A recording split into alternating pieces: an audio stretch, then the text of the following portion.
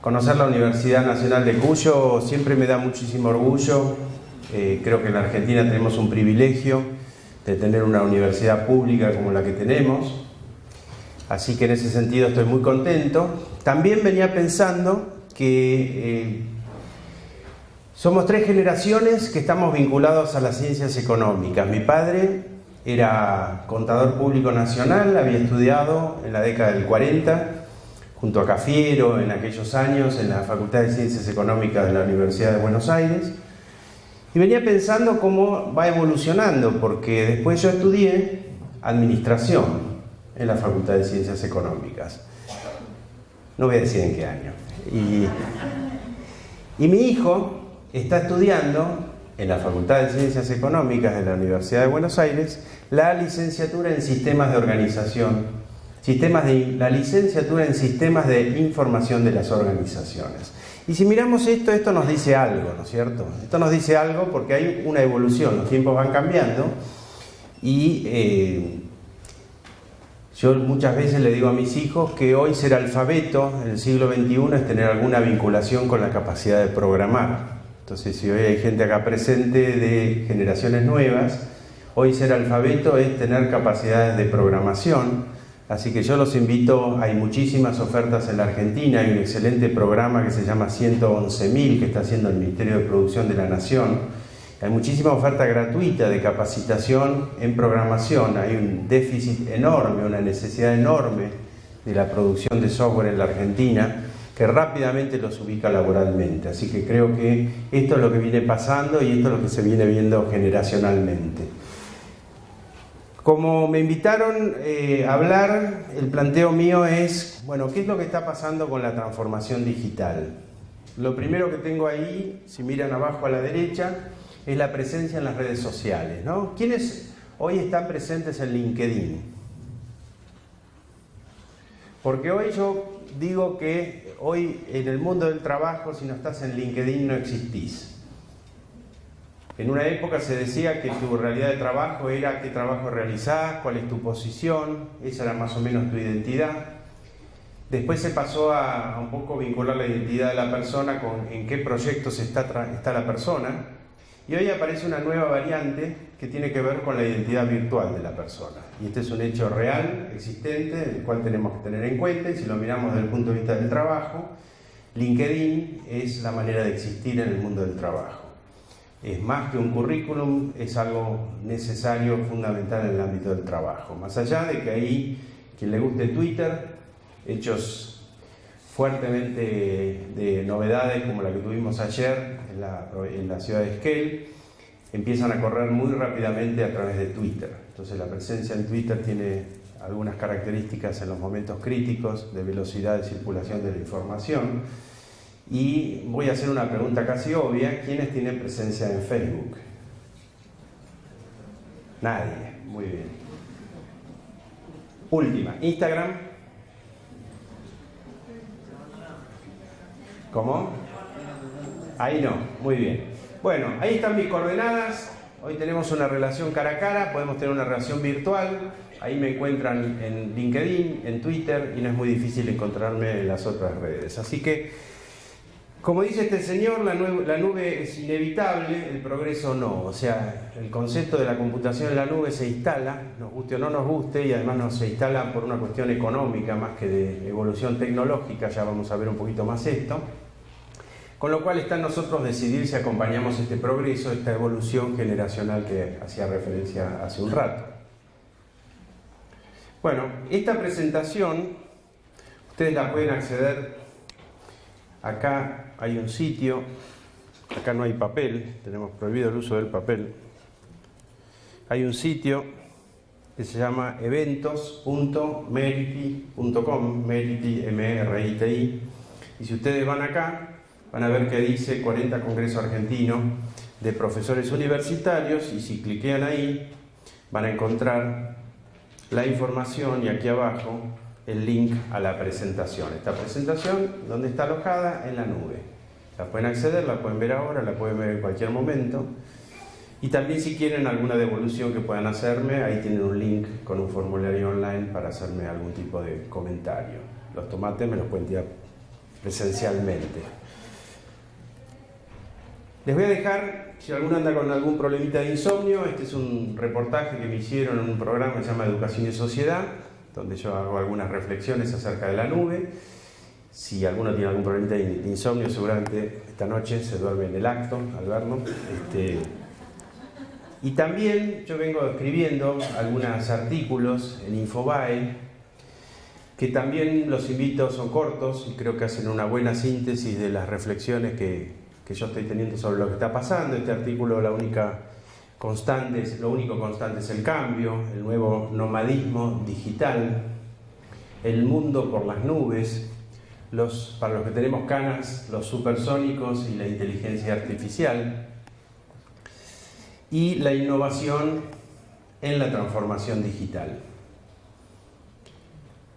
Bueno, si vamos un poco a la agenda, yo la dividí en estos temas que vamos a recorrer. Quiero compartir con ustedes algunos antecedentes, entender qué es la computación en la nube, por qué se está hablando ya de una economía de APIs, y vamos a ver enseguida de qué estoy hablando. Pensar juntos si esto es seguro o no es seguro. ¿Por qué hablamos de trabajo colaborativo? ¿Y cuál es el rol hoy de la movilidad y de la inteligencia artificial? Todas estas cosas, yo más o menos calculo que en 4 o 5 horas las voy a recorrer. Me gusta explayarme, ser profundo en los temas, así que vamos a ir avanzando para que no se les haga muy largo. La van a ver por internet. Más tarde, con un vino mendocino. Muy bien, antecedentes. Me gustó mucho el eje que ustedes plantearon para este congreso. Me parece que es interesante como ustedes hablan de innovación, de sustentabilidad y de gestión de costos. Y a medida que yo voy desarrollando en estas 4 horas la temática, lo que voy a ir es tratando de vincular cada uno de estos temas con alguno de estos 3 ejes: de innovación, de sustentabilidad y de gestión de costos. El primero tiene que ver con esto. Yo leía un poquito impactado en estos días que se está pronosticando que para el 2030 el 13% del consumo eléctrico de la humanidad va a ser consumido por los centros de datos. Cuando hablamos de la nube, hablamos de grandes centros de datos que están interconectados, y estos centros de datos tienen un consumo eléctrico gigantesco. De hecho, se están haciendo algunas experiencias de poner algunos de ellos en el fondo del mar, como para tener un menor impacto o un mejor aprovechamiento de la temperatura, del enfriamiento necesario. Pero se está pronosticando que en el 2030 el 13% del consumo eléctrico va a ser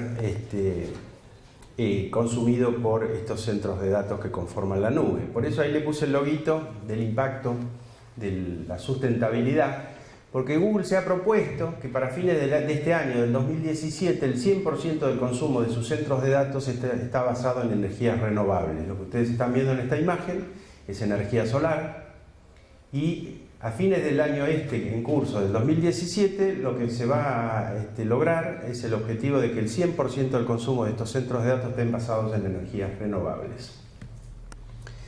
Fíjense que cada minuto que está pasando, están pasando muchas cosas. Se están viendo 4 millones de videos, se están haciendo 3,5 millones de búsquedas en google.com, se están conectando a Facebook 900.000 personas, espero que no ustedes en este momento. ¿Qué otros datos? Se están mandando 450.000 tweets, se están generando, para los que ustedes no tienen cuenta en LinkedIn, 120 cuentas nuevas en LinkedIn en cada minuto que está pasando, y todo esto hay que procesarlo. Todo esto realmente requiere una capacidad de procesamiento inusitada, difícil de interpretar, con lo cual me planteé, vamos a ver si me ayuda el audio, compartir en 1,5 minutos, recorrer lo que es un centro de datos de una de estas compañías en la nube. ¿Les parece bien? Vamos a verlo, a ver si... Whenever you use a Google product, you're connecting to one of our data centers around the world. Let's take a look inside and see how they work.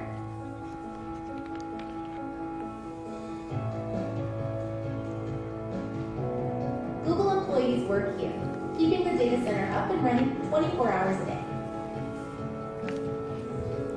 The networking room is the first stop on our data center floor. The equipment here routes requests to the right servers in the next room.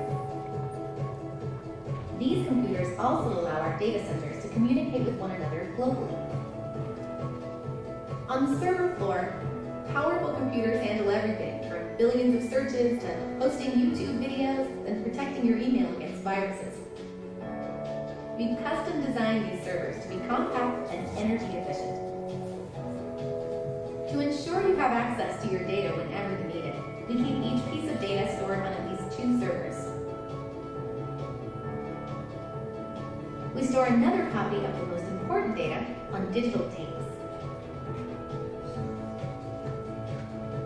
When a hard drive breaks, we erase all of its content. Then, for extra security, we destroy it with our disk crusher. The machines in our data centers are always working.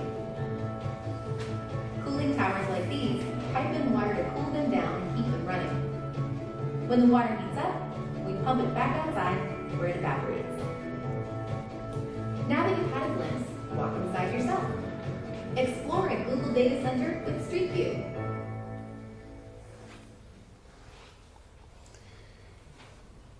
Google solamente, sin contar el resto de las compañías, este año está abriendo 12 de estos sitios nuevos. Hace 2 semanas se abrió un centro de datos de este tipo que acabamos de ver en la ciudad de San Pablo y se está haciendo grandes tendidos de cables submarinos, así que esto está en una evolución muy acelerada. Así que, pero del otro lado, del mundo de las personas, también vienen pasando cosas, ¿no? En marzo me tocó estar en un evento que hizo Google y hubo 2 personas que estamos viendo acá que son muy importantes. Una se llama Vint Cerf. Vint Cerf se lo conoce como el creador de Internet.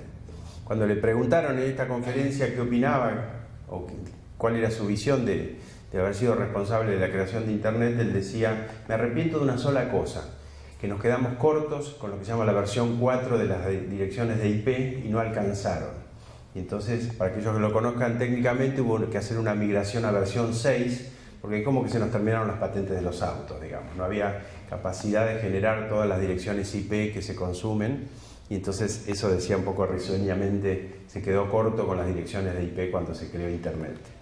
Por otro lado, había otro señor que se llama Marc Andreessen, que escribió un artículo en el año 2011, que en el Wall Street Journal, que decía: el software se come al mundo.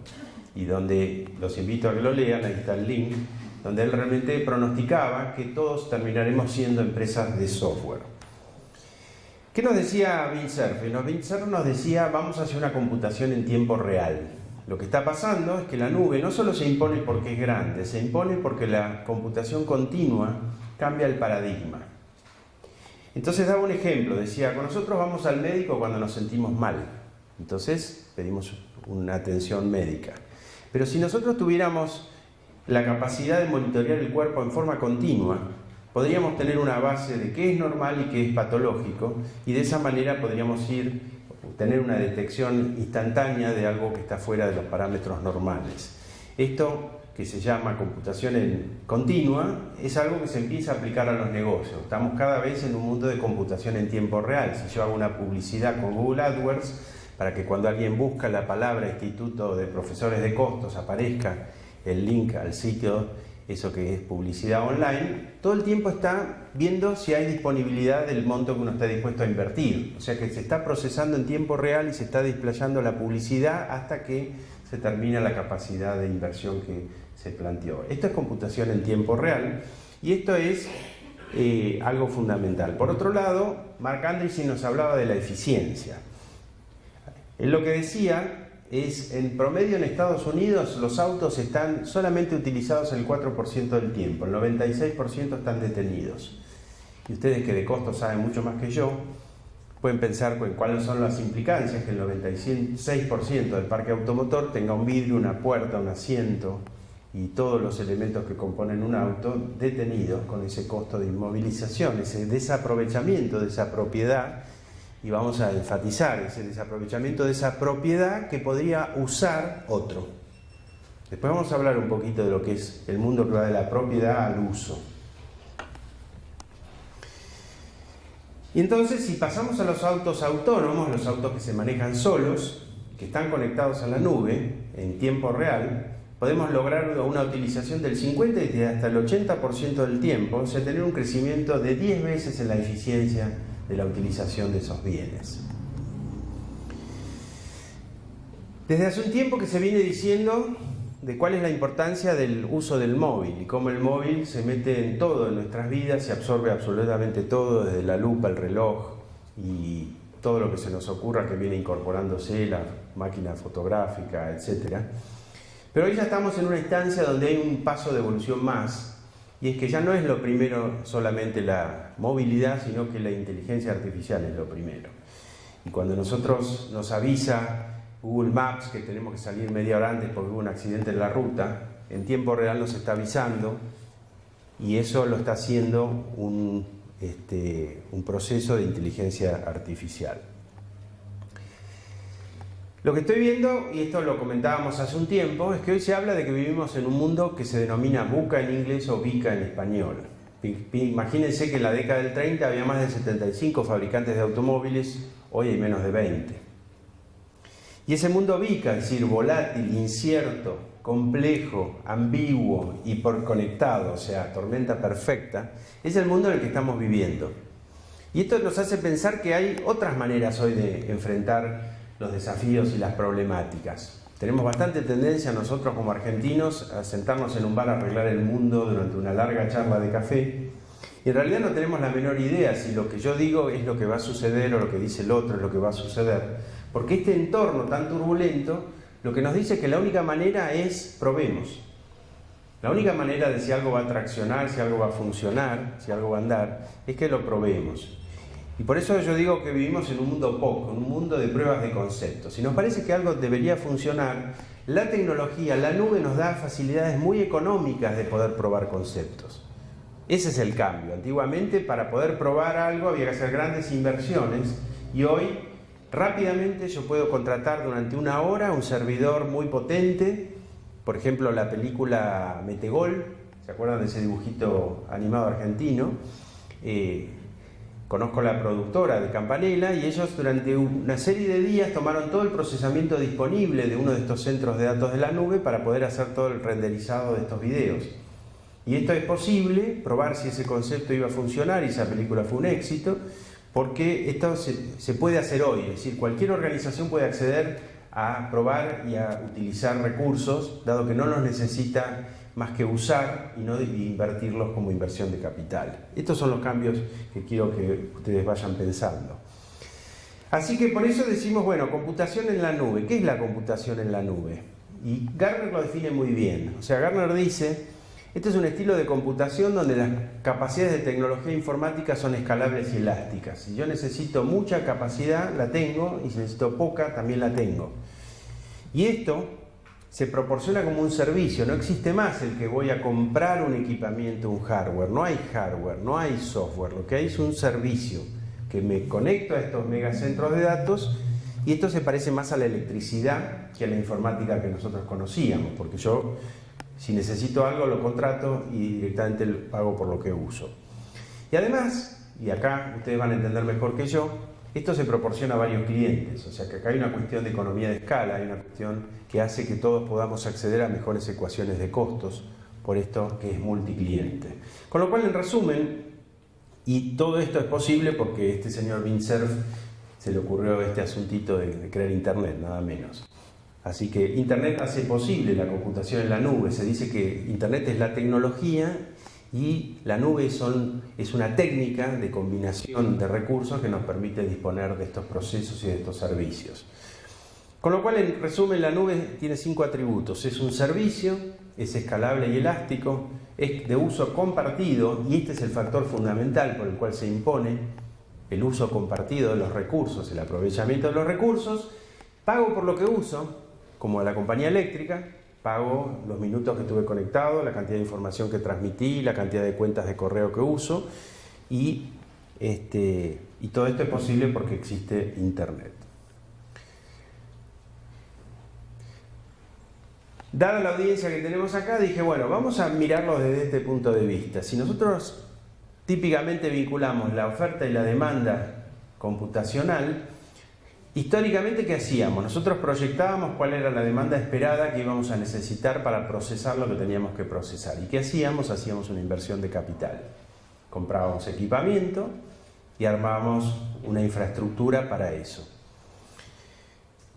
Pero la realidad es que siempre la demanda tiene un comportamiento distinto, variable, escalable, y ese comportamiento real de la demanda tiene momentos donde tenemos un costo de oportunidad, donde compramos equipamiento, hicimos inversiones de capital que subutilizamos, y por otro lado vamos a tener picos en los cuales no podamos responder y entonces perdamos oportunidades, clientes, por esa falta de capacidad.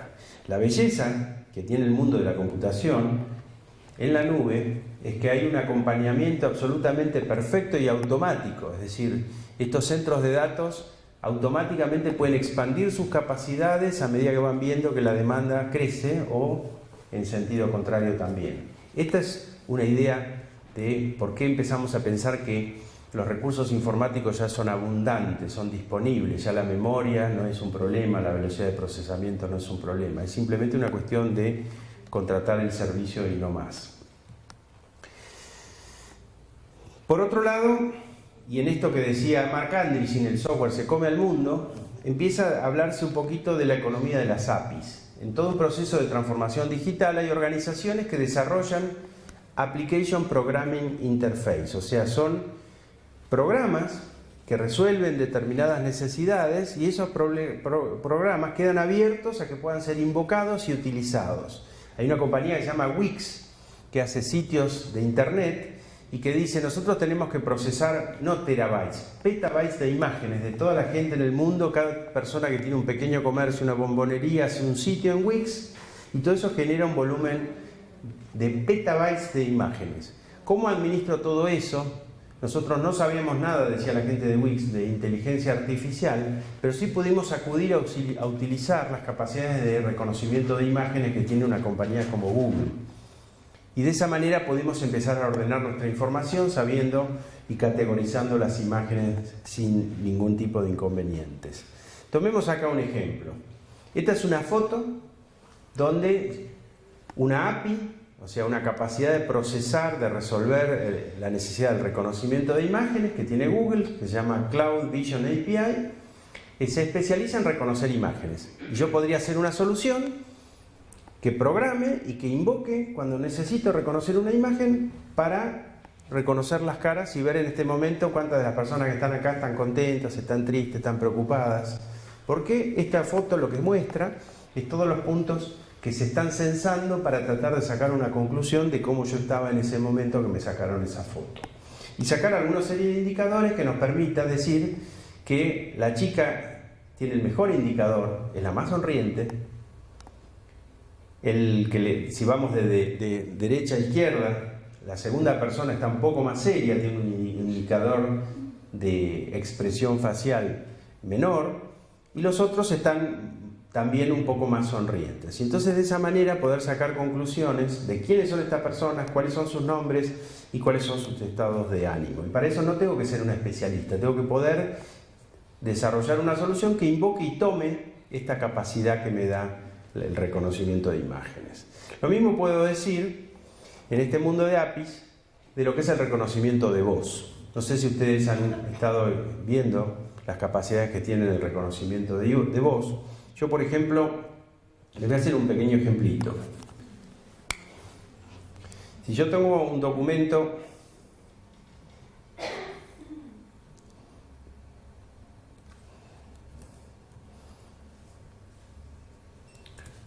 de texto, el procesador de textos, como todos ustedes conocen, la diferencia es que esto está alojado en la nube, no está alojado acá localmente, por ende yo puedo, mientras hago esto, tengo un botón de compartir y entonces le voy a compartir acá en la sala a Pablo Ventura, que está presente, para que después él también ingrese. Pero mientras esto sucede, yo voy a darle acceso a Pablo, porque uno de los temas que estamos hablando es trabajo colaborativo. Entonces yo a Pablo lo invito a través de esto a que tenga derecho de acceso. Hasta este momento él no puede acceder. Él va a recibir un mail y va a acceder a este documento. Mientras tanto, si yo miro mi celular, yo voy a ingresar a mi celular.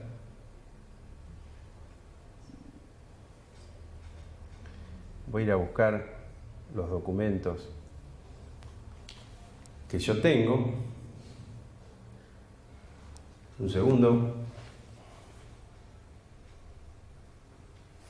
Voy a abrir este documento, reconocimiento de voz del Congreso, y entonces lo que yo voy a hacer, yo voy a tocar, no sé si se ve, hay un poquito de brillo ahí.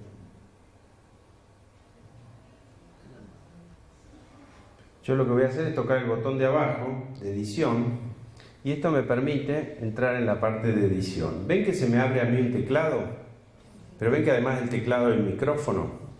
Entonces lo que yo voy a hacer es voy a apretar este micrófono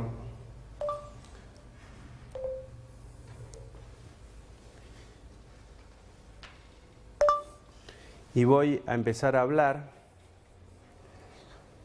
como una manera de no tener que tipear, sino poder incorporar con esta posibilidad de reconocimiento de voz, donde a medida que yo voy hablando, interpreta y digamos, convierte a texto, vamos de nuevo, y convierte a texto lo que estamos hablando.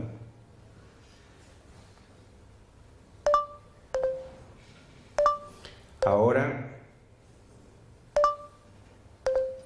bueno, ahora se cansó con la conexión, pero se vieron como de esta manera yo, a medida que voy hablando, esto se va incorporando. En la versión en inglés ya tengo comandos como para decirle punto y coma, digamos lo que es las puntuaciones, etcétera, y después con una pequeña edición yo rápidamente tengo esto resuelto del reconocimiento de voz. Por otro lado, fíjense que apareció acá Pablo, y Pablo también está editando este documento. O sea que lo que estamos haciendo es edición colaborativa de un documento.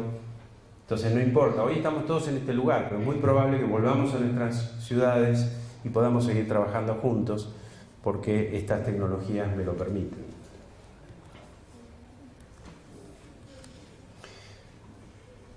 Ahora, a veces la pregunta es, yo siento que cuando tengo la información guardada en mi propia computadora, siento que estoy seguro. Ahora, cuando la pongo en uno de estos ámbitos, digo, ¿será seguro esto?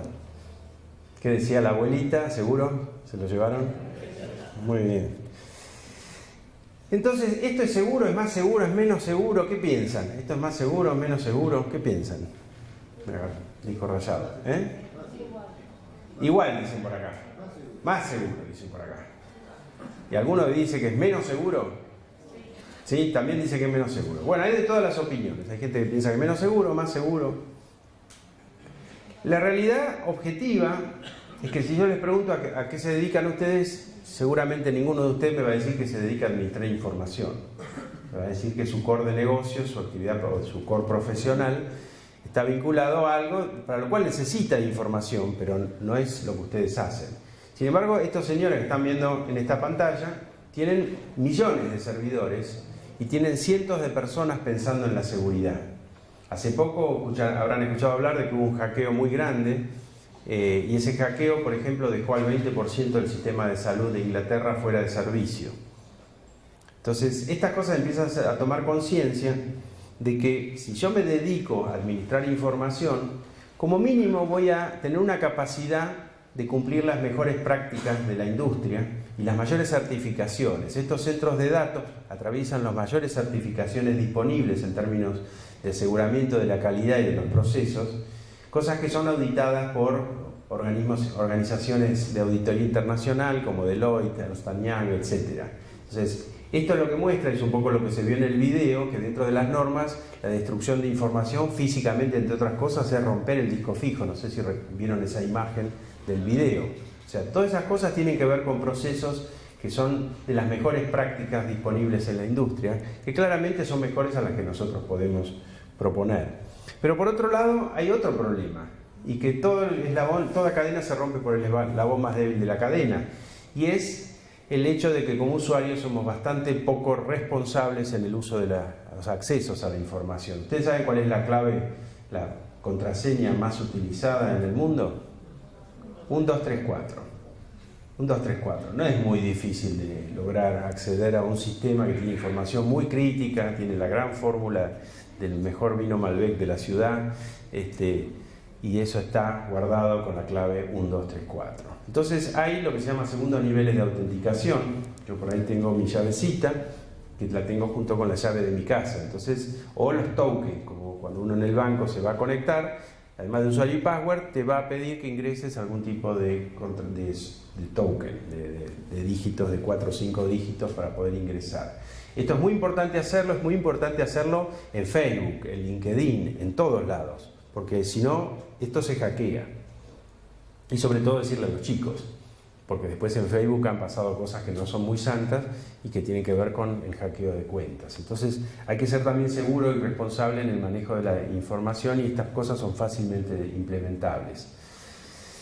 Por eso, acá, recordando los ejes verán que puse el simbolito de innovación. Estas cuestiones son de la parte de innovación de lo que estamos pensando juntos. Así que, si vamos al siguiente punto, que tiene que ver con el trabajo colaborativo, del cual recién con Pablo tuvimos un anticipo. El trabajo colaborativo tiene que ver con algo que es fundamental, y es, claramente hoy en el mundo del trabajo no se puede hacer absolutamente nada solo. Y esto hay que tenerlo muy claro. Y esto no era así por ahí hace años. Y como en un rato vamos a hablar de la hoja de cálculo, también tiene que ver con eso. Con que todos son realidades pensadas en otros tiempos, donde los tiempos hacían que había trabajo individual. Hoy claramente el trabajo es solamente en equipo. Y entonces, en equipo, pero con las complejidades de que no estamos todos en el mismo lugar o en el mismo horario, como para trabajar juntos. Y ahí es donde viene el rol del trabajo colaborativo. El rol de lo que se llama colaboración en línea, que es esto que recién hicimos. Yo le dicté algo al procesador de texto, mientras Pablo también incorporaba, y eso podría haber sido un contrato, podría haber sido algo de uso laboral serio, que lo estuvimos haciendo en edición colaborativa.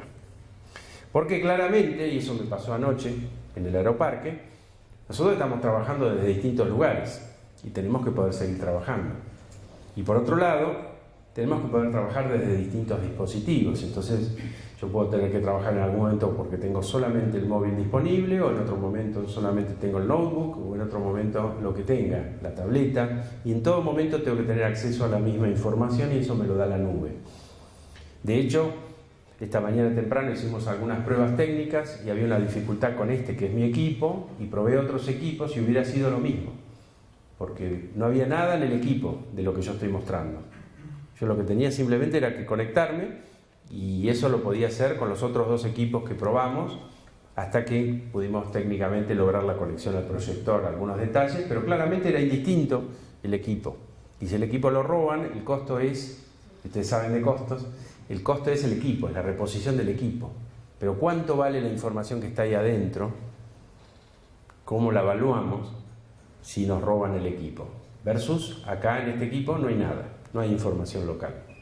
Podría haberla, porque si le subo un avión, puedo fuera de línea bajarme cosas y poder trabajar fuera de línea.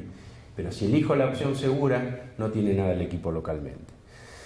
Por otro lado, hay un problema generacional. Cuando a veces nos quejamos de una injusta crítica tal vez a la generación Y, de que no son comprometidos, que cambian, que no son estables, que una serie de cosas que se les dice, también tenemos que reconocer que tal vez no les estamos dando la experiencia de trabajo que ellos esperan. Porque antiguamente la innovación se producía en el trabajo, y venía tu papá a tu casa con una gran calculadora, máquina de escribir, alguna innovación tecnológica que se había producido, y esa innovación que nacía en el trabajo llegaba a la casa. Hoy es exactamente al revés. Hoy la innovación es suficiente ver lo que hacen los chicos como para decir, bueno, y después que en el ámbito del trabajo, ¿qué me está dando? Un poco menos una pantalla verde de la década del 70, ¿y vos crees que yo me quede a trabajar acá? Y encima solo con un horario y solo con una serie de pautas muy de tiempos de la revolución industrial. Bueno, el mundo está cambiando. Con lo cual, cuando le preguntás a la gente y todos están en Facebook, también lo que después empezás a esperar es esa posibilidad de ese gen de posteo de redes sociales y usarlo en el ámbito del trabajo. Entonces empieza a desarrollarse la idea del social business. ¿Qué pasa si después de este evento, el evento continúa y tenemos una red social donde nos posteamos las fotos, donde posteamos los comentarios, donde hacemos toda una gran Facebook, pero en un entorno controlado, ¿no? Un entorno público y abierto, como nos proveen Yammer, que es una solución que tiene Microsoft, Google Plus, que es una solución que tiene Google. Le acaban de cambiar el nombre, se llamaba Facebook for Work, ahora se llama Workplace, la solución que ofrece Facebook para el ámbito del trabajo. Entonces esto se llama social business, empieza a querer trabajar muy productivamente, pero también aprovechando estas capacidades, y de esa manera los chicos pueden ser parte de esto, o nosotros parte de transmitirles experiencia. Así que esto es lo que hace un ratito estábamos viendo, es decir, hoy un procesador de textos no es un elemento para mí, para escribir un libro solo, sino también es un elemento para trabajar y compartir conocimientos. Y esto se puede hacer perfectamente desde distintos dispositivos. Estos son todas personas que están tipeando algo en el mismo momento y podría ser en otro momento y generando algo colaborativo.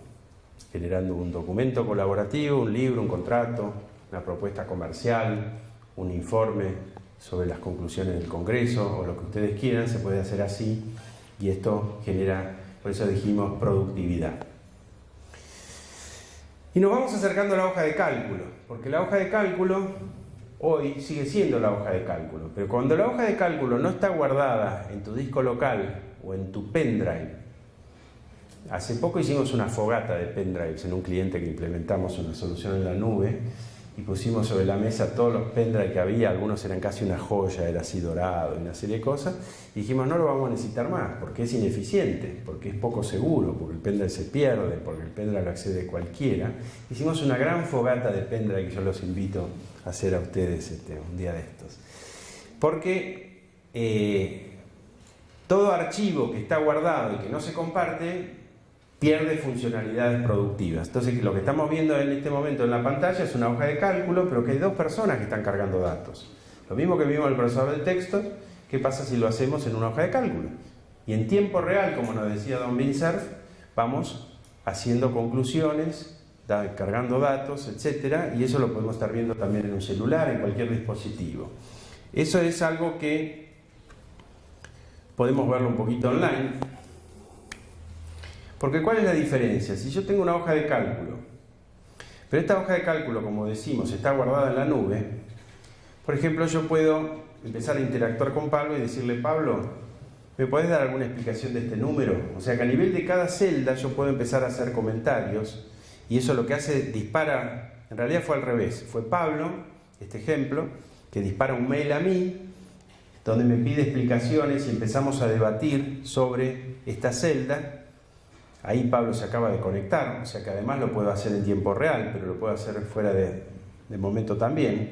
O acá, por ejemplo, se produjo una discusión, un debate entre Juan y Pablo, que empezaron a hablar sobre esta, o aquí hay otras personas que estuvieron haciendo un debate sobre esta celda.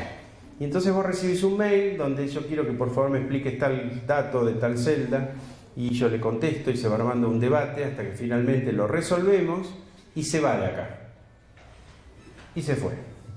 Pero si yo aprieto el botón este de comentarios, yo voy a poder acceder a toda la historia de todos los debates que tuve colaborativamente sobre esta hoja de cálculo a lo largo del tiempo, que quedan como respaldo, así como nos quedan todas las versionados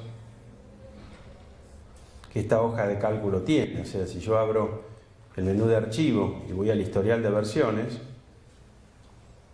y veo el historial de versiones, también voy a poder ver cómo era esta hoja, por ejemplo, no sé, el 24 de febrero a las 13:41, donde Pablo debía tener una intervención y así se veía ese documento en febrero. O sea que se va guardando permanentemente, cada cosa que vamos guardando va generando versiones, incluso se le puede dar nombres cuando esto se aplica a procesos de certificación, a cada una de las versiones que vamos generando. Si a mí me interesara, yo podría asignarle un nombre o podría volver a esta versión, si lo quisiera. Obviamente no es lo que queremos, entonces a este botón de restaurar esta versión no lo voy a apretar y voy a volver para atrás para volver a donde estábamos. La otra cosa que es importante es que como yo estoy online, con esta hoja, vamos a volver a la posición financiera. Yo, por ejemplo, acá, si ustedes miran la fórmula que tengo acá cargada, esa fórmula se llama import range. O sea que si yo le pongo el nombre, que es el código que tiene la otra hoja de cálculo, voy a poder consolidar lo que quiera en tiempo real, de gente con la que estoy trabajando y que me está generando costos en la China. Entonces yo puedo generar, porque insisto, no es una hoja que esté acá almacenada, una posibilidad de compartir, de consolidar información con otras personas en tanto y en cuanto lo autorice a que esto suceda. Hay un manejo de seguridad siempre. Por otro lado, bueno, chiches de todo tipo. Si yo quiero usar el traductor de Google, yo tengo una función que se llama Google Translate. Entonces esa función, Google Translate, lo que va a hacer es que, fíjense lo que dice, el valor que está en B2, que yo le digo que está en español, le digo que me lo ponga en inglés. Y para uso accede a un servicio. ¿Se acuerdan de las APIs? Hay servicios online que están corriendo, que tienen que ver en este caso con el servicio de traducción, donde yo puedo decir, bueno, ¿cómo se dice vino? Para ser bastante localista. ¿Cómo se dice en inglés y cómo se dice en portugués? Y ahí está buscando, y no sé por qué me puso Kame. ¿Qué es un Kame? Venir, el verbo venir. Ah, vino, claro. Vamos a decirle bodega. Muy bien, gracias. Vino tinto, claro. Bueno, ahora pusimos bodega, cellar, adega se dice en portugués. O, como me decía por ahí, vamos a ponerle vino tinto. Vino tinto, se dice red wine, y viño tinto, portugués, ¿cierto? Entonces, de esa manera podemos traducir o podemos decir, bueno, pero también quiero saber cómo están los tipos de cambio. O sea, si yo utilizo otra función que no se llama Google Translate, sino Google Finance, yo puedo pedir en tiempo real que me diga lo que es de dólares a pesos y de euro a pesos, ponerle una fecha y decirle que me diga los próximos 45 días, desde el 1 de septiembre, cómo estuvo el tipo de cambio, y ahí accede y me trae todos los tipos de cambio en tiempo real. ¿Se acuerdan? Computación en tiempo real. O podría ser algo similar con, vamos a ver dónde lo tengo, podría ser algo similar con el valor de las acciones. Yo tengo una función que se llama Google Finance, que si le pongo la variable price, today, o sea, toda una serie de sintaxis necesaria para esa fórmula, y le pongo acá, por ejemplo, en vez de donde dice Microsoft, le pongo IBM, le voy a pedir que vaya y me busque todos los valores, y ahí me trae los valores de cómo viene la evolución de la acción de IBM. Entonces, esto es computación en tiempo real. Obviamente hay muchos ejemplos de esto, es decir, obviamente poder hacer tablas dinámicas, es decir, toda la potencia a la que estamos acostumbrados, pero básicamente entender, y con esto cierro esta pequeña parte de demo, ahí tengo una tabla dinámica, pero también entender que hasta acá fuimos nosotros los que hicimos simplemente fórmulas distintas, pero ¿qué pasa si esas fórmulas distintas pasan a que demos respuesta a un problema? Hay un problema que dice que solamente el 30% de la gente hace fórmulas en hojas de cálculo. Y entonces, ¿por qué no le pedimos, y esto es inteligencia artificial, que nos ayude? Es decir, yo tengo esta hoja de cálculo, acá tengo un botoncito que se llama explorar. Y esto es una cosa que es experimental, que lo que hace es recorre esta hoja de cálculo y trata de ayudarme a analizarla y a generarle cosas. Yo aprieto este botón y entonces esta lista me dice, por ejemplo, que de los cantantes de Argentina son el 47,6%, música latina en el 19%, música internacional otro 19%, 14% de música clásica. Si este gráfico me dice algo, yo puedo simplemente tirarlo acá adentro, seguir buscando si algo de lo que hizo me sirve para algo. Por ejemplo, me dijo que Adele tiene 29 años. Estos datos obviamente no son reales, que Charly García no tiene 55, pero entre todos estos cantantes hay un promedio de 43,7 de promedio. Y así me sigue proponiendo distintos tipos de... Por ejemplo, a mí me interesa por el trabajo nuestro qué tipo de mail usan estos cantantes. Y acá me hace un gráfico, que yo lo voy a tomar porque a mí me resulta útil. Y vamos a ver si hay alguna otra cosa que me sirve. Por ejemplo, cuántos son hombres y cuántos son mujeres de los cantantes. Y rápidamente, si yo ordeno esto,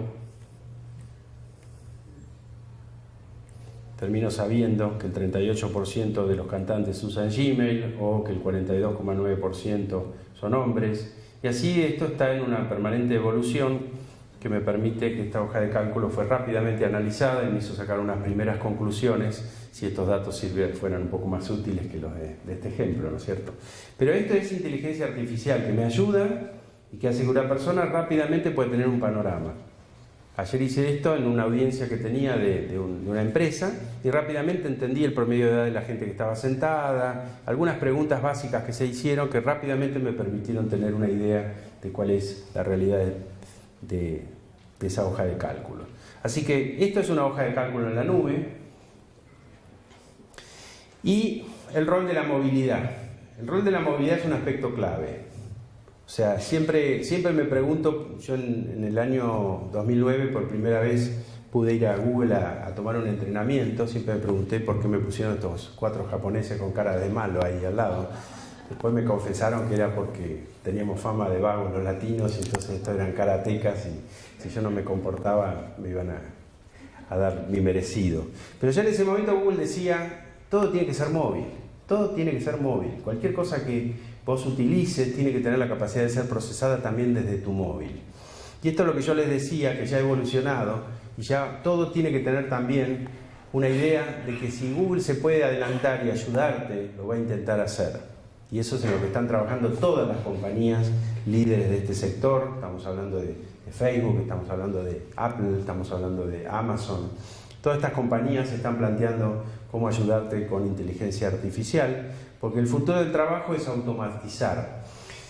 Y obviamente las profesiones se pueden sentir amenazadas. Yo estaba tratando de buscar para esta reunión cuáles son las amenazas, porque conozco bastante las del retail, las de los abogados.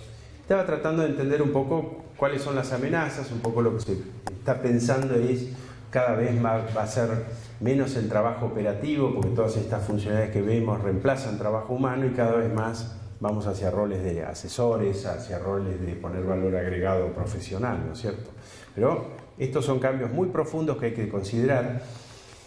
Y como para ir redondeando un poquito, algunas notas de color, textualmente de color, de todo lo que con inteligencia artificial ya hoy se está pudiendo hacer. Esta foto que ustedes están viendo, como ahora ya no usamos rollos, viste que sacás muchas fotos. Y cuando sacás muchas fotos, lo que te hace la inteligencia artificial en este caso es un efecto smile. Elige de todas las fotos la mejor sonrisa, y si vos mirás con atención los labios, no son todos los mismos labios de la misma foto, sino que lo que busca es que esa foto tenga la mejor sonrisa de cada foto que lo tuvo y te compone una mejor foto con las sonrisas de los 3. Eso es lo que estamos viendo y esto nos ayuda con este efecto smile, la inteligencia artificial, o esto que es una foto que yo saqué pero que le hace un efecto como para hacerla más bonita y esto lo hace automáticamente. Y después viene la aplicación de las traducciones. Es decir, hace poco me tocó esta experiencia de ver ese sobrecito de azúcar, tratar de entender qué es, porque estaba escrito en hebreo. Y entonces con el traductor y la cámara de fotos vi que eso era sacarina. Como ven ustedes ahí arriba, me lo está diciendo el traductor. O sea, está reconociendo una imagen. O en Tierra del Vino, si vos tomás un vino que fue producido en Israel y está escrito en letras que uno no entiende, ahí a la izquierda tenés una traducción de lo que dice esa etiqueta, que está pasado al inglés. Estas son cosas de la inteligencia artificial. Después hay otra que se llama efecto copia. O sea, si vos sos una persona que querés inspirarte en lo que es el desarrollo del poder, podés convocar a la inteligencia artificial a que te haga un efecto copia. Y esto que ya se dio cuenta que es un chiste, no sucedió, pero podría, digamos, en la imaginación suceder. de que se produzca un efecto copia de este tipo. A mí me ha pasado, yo además de tomador de vino soy tomador de mate, de hecho me lo olvidé y lo extraño. Y en esa tomada de mate, tengo un mate en la oficina y hace poco me pasó una cosa bastante insólita, y es que un señor me copió. En este efecto copia, este señor se le planteó hacer lo mismo. Y dije, habrá sido la inteligencia artificial, ¿no? Pero bueno, se ve que le gustó porque volvió. Lo importante no es que venga, sino que vuelva, dice el eslogan de un centro que se llama Unicenter. Así que este señor volvió, estuvo en Córdoba hace pocos días, así que se ve que habrá vuelto, no se sabe si por el mate o por el fernet. Muy bien, el efecto copia acá nuevamente es fake, no es real. Así que, bueno, pero ¿qué pasa? ¿Qué pasa si yo quiero encontrar esta foto que no la encuentro? Algunos conocen la entrada de Pinamar, está ese cartel en la entrada de Pinamar, que si lo observan tiene incluso un problema eso, y es que el palo te está tapando. Ahora, ¿qué pasa si yo voy a buscar aquí, porque necesito acceder a esa foto, y pongo la palabra Pinamar?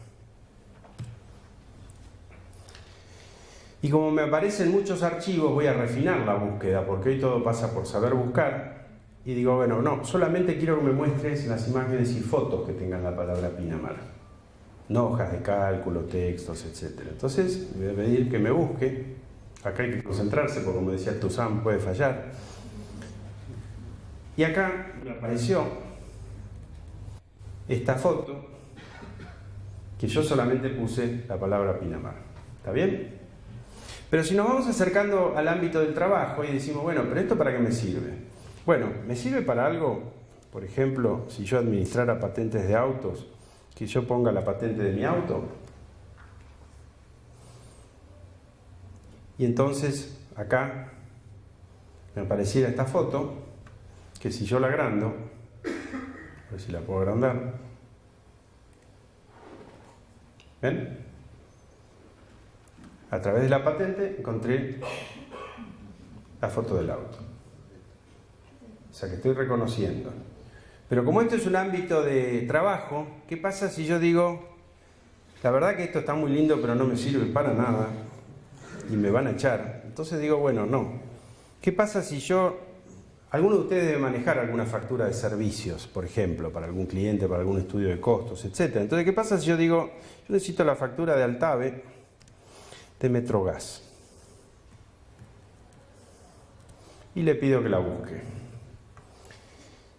Y acá aparece una que dice factura escaneo gas. Yo la abro. No sé si esto merece un aplauso, pero acá, como ustedes ven, dice Altave y dice Metrogas. Y esta factura, lo único que se le hizo fue, se la escaneó, se la guardó en un formato de PDF, se esperó un ratito, porque Google se demora, tarda mucho, tarda como 10 minutos en indexar todo eso, y a partir de ese momento puedo tener acceso a una imagen, pero al texto de esa imagen.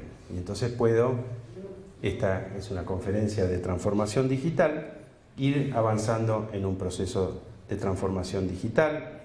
Hay mucho más, pero no me voy a detener, voy a ir redondeando. Simplemente, como empezamos hablando de la evolución de la familia, con un padre contador, con un licenciado en administración acá presente y como una nueva generación estudiando sistemas de información, esto me hace pensar algo que nos ha pasado a todos los que somos hijos de inmigrantes o descendientes de inmigrantes, porque alguna vez me puse a pensar cómo ellos tuvieron que dejar sus tierras, tuvieron que dejar sus afectos, tuvieron que dejar absolutamente todo y venir a probar suerte a nuestras geografías.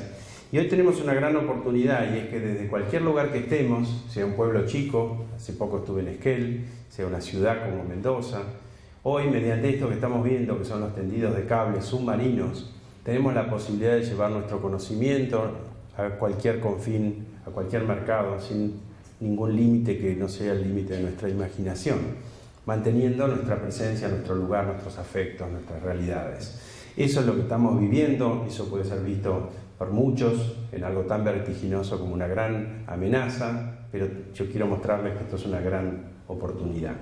Así que, como decía este señor, que se llamaba Darwin, no va a sobrevivir el más fuerte, ni tampoco el más inteligente. El que va a sobrevivir es el que mejor se adapte a los cambios. Y como si esto fuera poco, don Winston Churchill decía, mejorar es cambiar, pero para ser perfecto hay que cambiar frecuentemente. Así que nuevamente muchas gracias por la invitación, ha sido un gusto.